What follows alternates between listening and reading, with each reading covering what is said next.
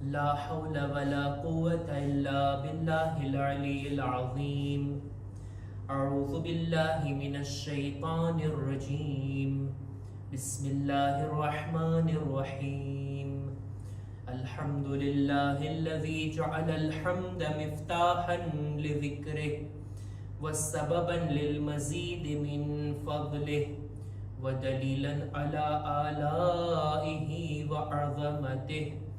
ثم الصلاة والسلام والتحية والإكرام على خير خلقه وأفضل بريته حافظ سره ومبلغ رسالاته الذي سمي في السماء بأحمد وفي الأرض بأبي القاسم محمد. اللهم صل على محمد وعلى أهل بيته الطيبين الطاهرين المعصومين المظلومين ولعنة الله على أعدائهم أجمعين.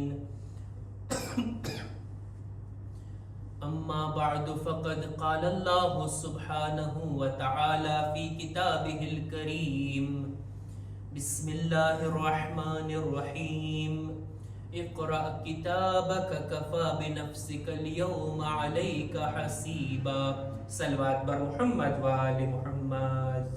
اللهم صل على محمد وآل محمد. शब जुमा छे, अल्लाहनी इबादतनी रात, तौबा करवानी, दुआओ करवानी आ शब छे. खुदानी आपेली तौफीकथी આપણે ફરશે અઝા પર બેસી અને કુરઆન અને અહેલે બેતનો પૈગામ હાસિલ કરવા માટે જમા થયા છીએ. આજની મુખ્તસર મજલિસમાં કુરાની મજીદની એક આયતની મેં તિલાવત કરી, સૂરે ઇસ્રા આયત નંબર 14. આ આયતની અંદર ખુદા એક એવી બાબત ઉપર આપણું ધ્યાન દોરવે છે કે જો એના વિશે આપણો અકીદો મજબૂત હોય ને તો તરત ઇન્સાનના રફતારમાં, કામોમાં, જિંદગીમાં ઇન્સાન સીધા રસ્તા પર ચાલવા લાગી જાય, ગુનાહથી અટકતો થઈ જાય, નેક કામો તરફ આગળ વધવાની કોશિશ કરવામાં લાગી જાય જો આ બાબત ઉપર આપણો અકીદો મજબૂત હોય. આપણો અકીદો છે ને કુરાને મજીદે બયાન કર્યું છે, માસૂમીને બયાન કર્યું છે અને તે આ કે દરેક ઇન્સાનનો એક નામે આમાલ હોય છે. આપણો અકીદો છે. આપણા બધાનું એક દોસિયે, એક ફાઇલ છે ખુદાની પાસે. આપણા બધાના કામો એની અંદર નોટ થાય છે.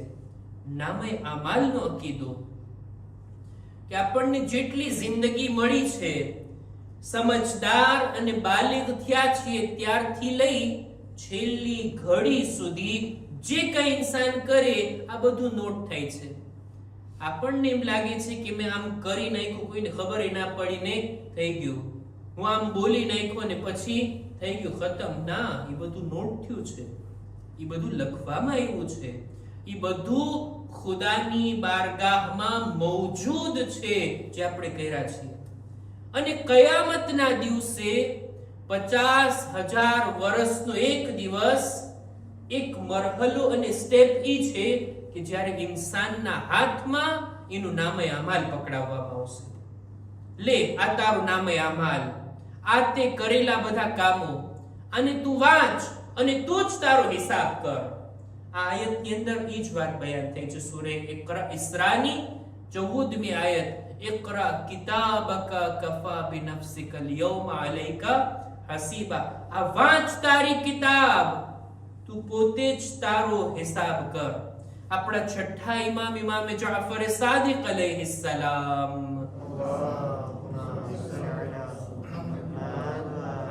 એક હદીસની અંદર બયાન કરે છે કે કયામતના દિવસે જ્યારે આ નામે અમાલ બંદાના હાથમાં આપવામાં આવશે ને, બંદો એને વાંચવાનું શરૂ કરશે કે જે એક પણ સેકન્ડ, એક પણ શબ્દ, એક પણ કામ નાનું હોય કે મોટું, એક કદમ ઉઠાવવા જેટલી બાબત કેમ ના હોય, આ બધું આની અંદર લખવામાં આવ્યું છે.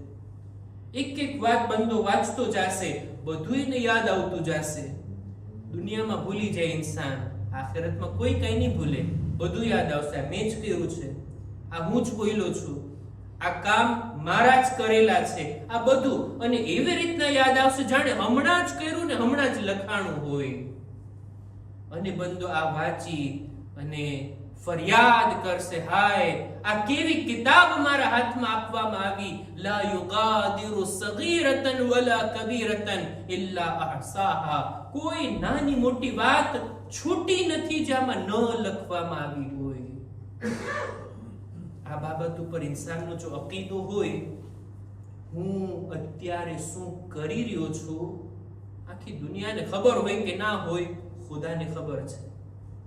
ખુદાએ રાખેલા બે મલાઈકા એને ખબર છે, એ લખે છે. 24 કલાકમાં હું કેટલા શબ્દો બોલ્યો બધું એમાં લખાશે. કેટલું સાચું હતું ને કેટલું ખોટું, કેટલું ફાયદાકારક હતું ને કેટલું બેફાયદા લહેવ અને લઘવ હતું, કેટલું ગુનાહ વાળું, બધું એમાં લખાય છે, બધું નોટ થાય છે. શબે જુમા હતી, શબે જુમાના નમાઝે જમાતમાં આવ્યા, એ બધું લખાઈ જાય છે. દુનિયામાં કોઈને ખબર પડે કે ના પડે, આખિરતની અંદર બધું આપણને આપણા અમાલ દેખાશે ને બધું નોટ થાય છે. ઇન્સાન કઈ નેકીઓ કર્યો, કયા ગુનાહ કર્યો, આ બધું ક્યાર સુધી આ નામે અમાલ રહી છે, જ્યાં સુધી ઇન્સાન જીવતો છે પોતાના નામે અમાલમાં નેકીઓનો ઉમેરો કરી શકે છે. જેટલી નેકી કમાવી હોય કમાવી શકીએ અને નામે અમાલમાં આપણે આજુતી કરી શકીએ, ઉમેરો કરી શકીએ. જે ગુનાહ આપણા લખાણા છે શું આપણે એને મિટાવી શકીએ? જ્યાં સુધી જિંદગી છે ત્યાં સુધી કેમ નહીં? તૌબા કરીએ, ઇસ્તિગફાર કરીએ, માફી માંગીએ. આ શબે જુમા ઈ માટે તો રાખી છે ખુદાએ. આખા અઠવાડિયાના ગુનાહની તૌબા કરવી હોય, આવીએ સાચા દિલથી ખુદાની બારગાહમાં. આ શબે જુમાની અંદર ફર્શ અઝા ઉપર અને આપણા ગુનાહોની આપણે માફી માંગીએ. આપણે આપણા ગુનાહોને નામે અમાલમાંથી કમી કરાવી શકીએ છીએ, નેકીઓ વધારી શકીએ છીએ. ક્યાર સુધી? જ્યાર સુધી આપણા બદનમાં જાન છે. મર્યા પછી, બદનથી રૂહ જુદા થઈ ગઈ પછી, કબ્રમાં ગયા પછી આપણે આપણા નામે અમાલમાં કઈ ના વધારી શકીએ. આપણે આપણા નામે અમાલમાંથી કોઈ ગુનાહને નથી મિટાવી શકતા. હા, કોઈ સૂરે ફાતિહા પડે અને મોકલે તો આપણા નામે અમાલમાં આવે. કોઈ આપણને યાદ કરીને ઈસાલે સવાબ કરે, મજલિસ કરાવે, કોઈ નેક કામ કરાવે, કોઈ મુમિનની મદદ કરે, સદકો આપે, જે કઈ નેકી કરી અને એનો સવાબ આપણા સુધી મોકલતો કરે તો પછી મળે. નહીતર આપણે આપણી મેળે કોઈ આપણા નામે અમાલમાં ન તો વધારો કરી શકશું, ન તો ગુનાહોનો ઘટાડો કરી શકશું. આ વાત અહીંયા સુધી વાસે. એક હદીસને મારે બયાન કરવી છે કે જેની અંદર આપણા ઇમામોએ, માસૂમીને આ વાત ઉપર આપણું ધ્યાન દોર્યું છે. અને તે આ કે જ્યાં સુધી જીવતા છીએ આપણા નામે અમાલમાં આપણે નેકી કરીને એમાં ઉમેરો કરી શકીએ છીએ. શું કોઈ એવો તરીકો છે કે મારા મરવા બાદ પણ મારા નામે અમાલમાં નેકીઓ આવતી રહે? દુનિયામાં જો વિચાર કરીને જઈએ ને, એનું બંદોબસ્ત કરીને જઈએ ને, તો મર્યા પછી પણ આપણા નામે અમાલનો ચોપડો ખુલ્લો રહે, નેકીઓનો ઉમેરો એની અંદર થતો રહે છે. રસૂલ ખુદા સલ્લલ્લાહુ અલૈહિ વસલ્લમ ફરમાવે છે,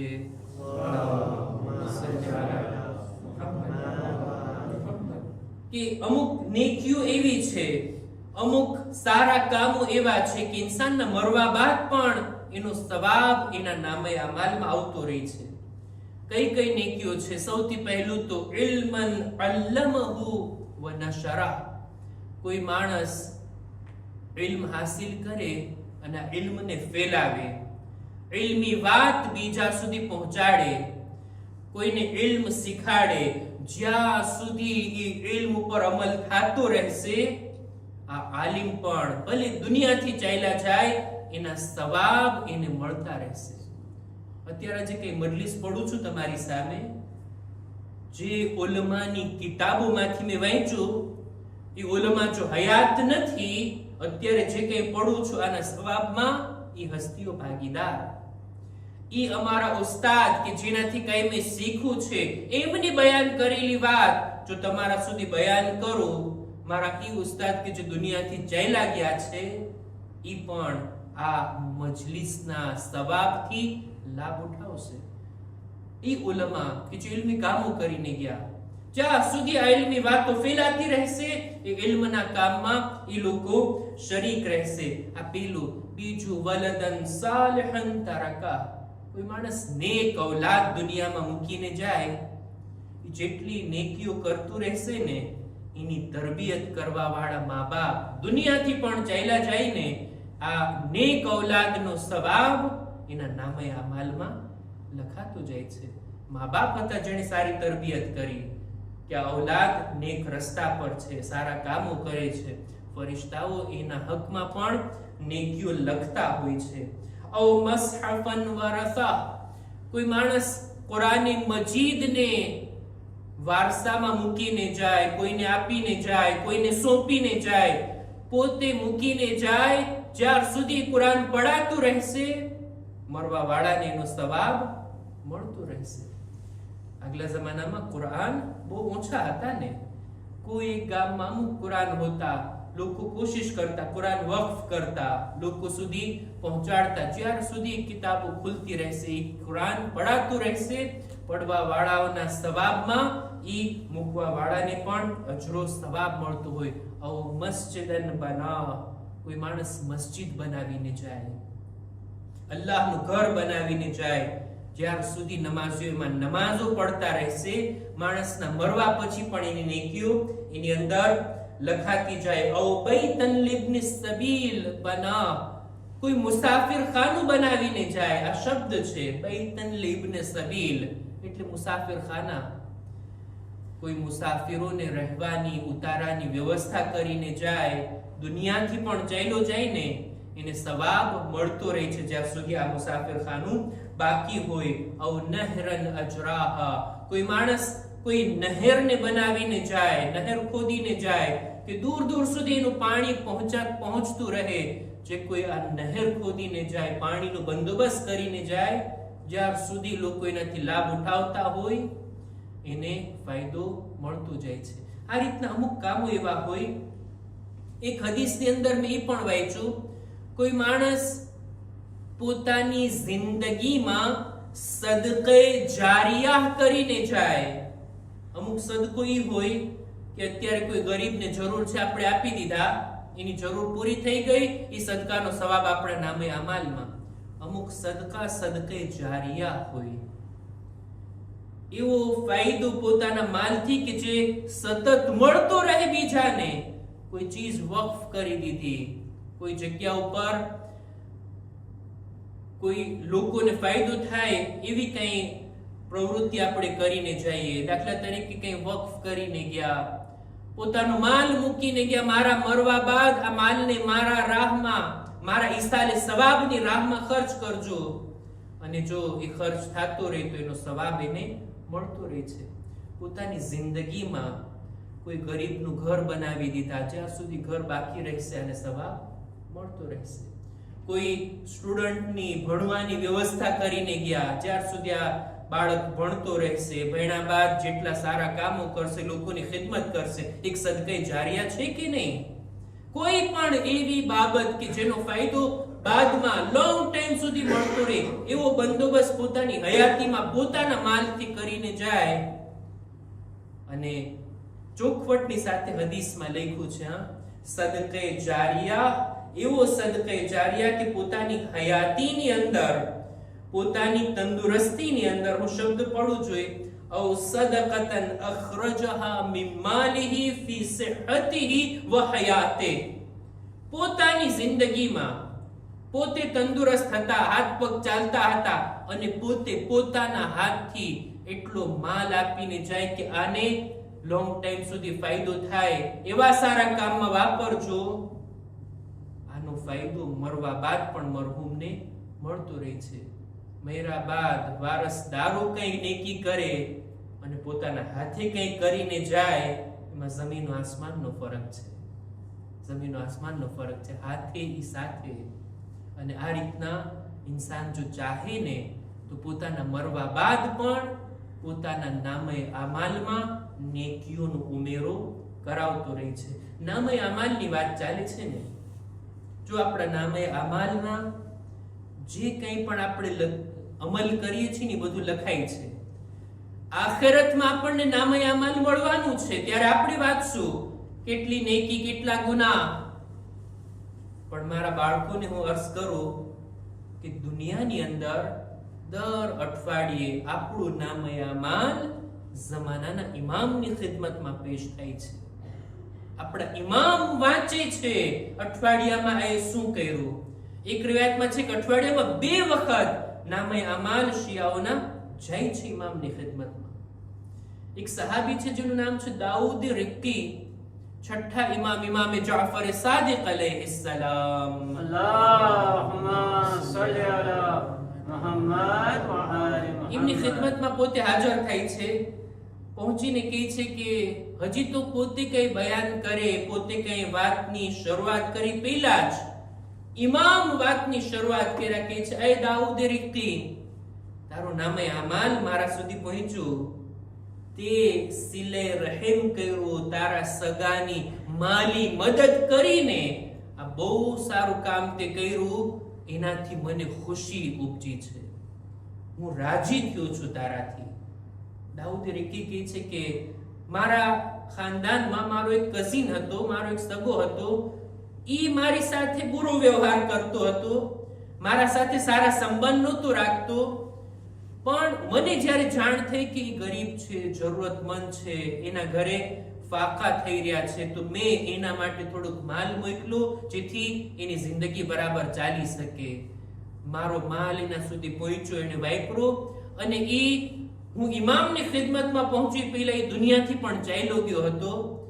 ઇમામે મને જોઈને આ રીતના કીધું, એ દાઉદ, તે એની સાથે સિલે રહેમ કર્યો, પણ ઈ તારી સાથે સિલે રહેમ નહોતો કરતો. ખુદાએ એની ઉંમરને ઘટાડી દીધી છે અને તારી ઉંમરને વધારી દીધી છે સિલે રહેમ કરવાથી.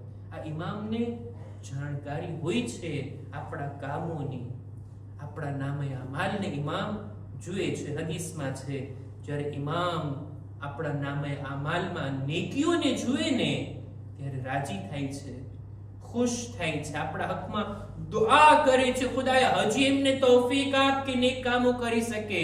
અને જ્યારે આપણા નામે અમાલમાં ગુનાહ જુએ છે, જ્યારે આપણા બુરા કામોને ઇમામ વાંચે છે, ઇમામનું દિલ દુખે છે, ઇમામ નારાજ થાય છે, ત્યાં સુધી કે ઇમામની આંખથી આંસુ નીકળી જાય છે. અફસોસની વાત નથી, હું મારા કામોના જરિયાથી મારા ઇમામને રડાવું. ઈ ઇમામ કે જેના રડવા માટે બસ કરબલાનો ગમ કાફી છે. ઈ ઇમામ કે જેઓ શિયા પર થાતા જુલ્મને જોઈ એમનું દિલ દુખી છે. બેગુનાહ મઝલૂમ લોકોના કત્લને જોઈ ઇમામ રડી રહ્યા છે, અને હજી મારા ગુનાહના જરિયાથી હું ઇમામને તકલીફ પહોંચાડું. આવો આ શબે જુમાની અંદર આપણે બધા આપણા ઇમામની ખિદમતમાં હુરની માફક રજૂ થઈએ કે મૌલા, જે રીતના હુર ઇમામે હુસૈનના કદમોમાં આવીને તૌબા કર્યા હતા અને કીધું હતું કે એ મૌલા, શું મારા માટે તૌબાનો દરવાજો ખુલ્લો છે? આ ખાનદાન એટલું કરીમ છે ને, હુર ઇમામના પગમાં પડ્યા હતા, ઇમામ એને ગળેથી લગાડી લીધા. એ હુર જા, મેં પણ તને માફ કર્યો, મારા ખુદાએ પણ તને માફ કર્યો.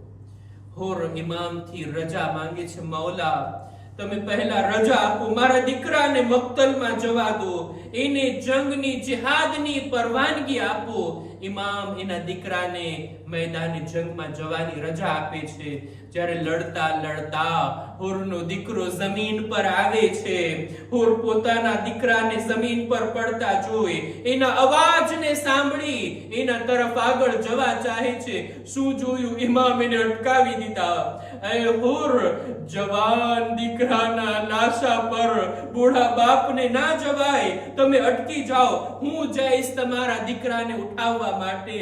વર્ઝ કરીશ મૌલા, હમણાં તો તમે હુરને અટકાવી દીધા, જવાનના જનાઝા પર ન જવા દીધા. થોડી વાર બાદ જ્યારે કરબલાના મેદાનમાં તમારો જવાન અલી અકબર તમને જ્યારે અવાજ આપશે, હાય કોણ હશે જે હુસૈનની મદદ કરે જવાનના લાશાને ઉઠાવવા? القوم الظالمين وسيعلم الذين ظلموا أي منقلب ينقلبون إنا لله وإنا إليه راجعون. پروردگارا ہماری مختصر عبادت نے قبول فرما. خدایا ہمارا گناہ نے کبیرہ صغیرہ نے معاف کر. ہمارا ماں باپ نہ گناہوں نے بخشی آپ. ہماری اولاد نے نیک توفیق عطا کر. پروردگارا دریک مؤمنین مؤمنات ની જાન માલ ઇઝ્ઝત આબરૂની હિફાજત ફરમા. જો બીમાર છે ખાસ કરીને જેમના હકમાં દુઆની ભલામણ કરવામાં આવી, ખુદાયા દરેક બીમારોને શિફાયાબી, સેહત અને તંદુરસ્તી અતા કર. અમારા બદનમાં પણ સલામતી આપી દરેક બીમારીઓથી અમોને મહેફૂઝ રાખ. જમાનાના ઇમામના ઝુહૂરમાં જલ્દી કર. ہمارا کاموں تھکی امنا دل نے راضی અને خوشنود فرما. ربنا تقبل منا انك انت السميع العليم.